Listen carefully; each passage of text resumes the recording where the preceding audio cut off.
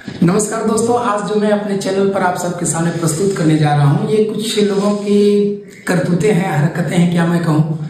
अगर इनकी बातें आप शिक्षा के ऊपर सुनेंगे और प्रैक्टिकलिटी के ऊपर, ऑथेंटिसिटी के ऊपर, व्यवहारिकता के ऊपर, तो ऐसा लगेगा कि ये बहुत ही ऐसे लोग हैं जिनका सूर्योदय से लेकर सूर्यास्त हो जाता होगा ज्ञान में डूबे हुए।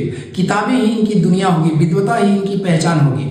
मगर जब आप इनकी बातें जो सुनेंगे तो मतलब बचकाना हरकत करते हुए मिलते हैं। और सबसे बड़ी बात है कि ऐसे ओहदे पर ये हरकत करते हुए मिलते हैं। मतलब कहाँ से ये हिम्मत जुटा पाते हैं कि मतलब अपनी प्रतिष्ठा का कुछ लिहाज है या नहीं है, शर्म है कि नहीं है।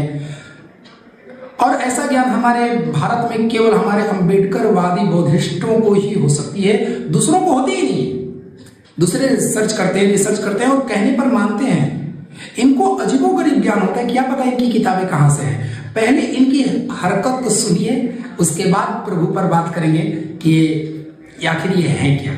भगवान का क्या डेफिनेशन एग्जैक्टली? भग मतलब नष्ट करना, वान मतलब तृष्णा, जिसने अपनी इच्छाओं को नष्ट कर लिया वो भगवान कहलाता है। हम ईश्वर नहीं कहते बुद्धिज्म में, बुद्ध को। हमारे इसमें देवता वो कंसेप्ट है। सुना आपने?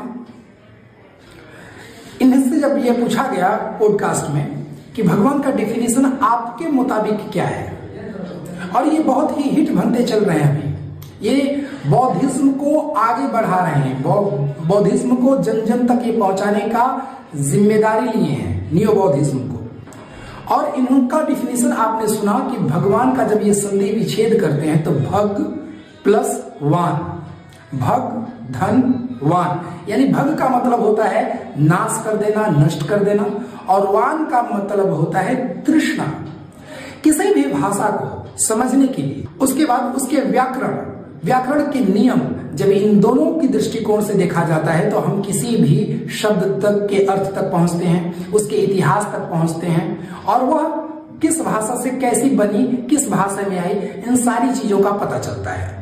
यदि हम संस्कृत की बात करें तो भग का मतलब होता है ऐश्वर्य, वीर्य, पुण्य, उत्तम, श्रेष्ठ, दया, करुणा आदि आदि गुण। और वान का मतलब होता है से भरा हुआ या युक्त, जैसे गुणवान, गुण से युक्त, धनवान, धन से युक्त, बलवान, बल से युक्त। यहां पर भगवान एक विशेषण के तौर पे है। और जब हम पाली व्याकरण की ओर जाएं, यदि हम कात्यायन के व्याकरण को पढ़ें, सबसे प्रसिद्ध हुए व्याकरणाचार्य मोगलायन के व्याकरण को पढ़ें तो मोगलायन का भी संधि विच्छेद भग प्लस वा है। वा का मतलब वंत, और वहां पर मोगलायन साफ लिखते हैं कि ये वंत का मतलब यही वान का लघु रूप है, जिसे रिडक्शंस कहते हैं।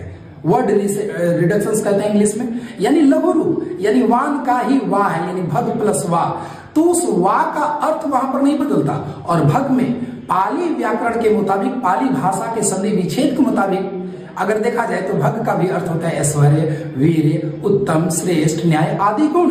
और वा का मतलब होता है युक्त, यानी उससे भरा हुआ, यानी भगवा शब्द का प्रयोग हुआ है। गुणवा, सतीवा, धनवा ऐसे शब्द हैं, धन से युक्त, गुण से युक्त। ना पाली व्याकरण इसकी बात कहती है, ना ही संस्कृत व्याकरण, पाणिनि व्याकरण ऐसी कहती है। फिर यह बंदा कौन है जो भगवान का ऐसा संधि विच्छेद करता है? अब आते हैं उस भाषाओं से छनकर मगधी आई।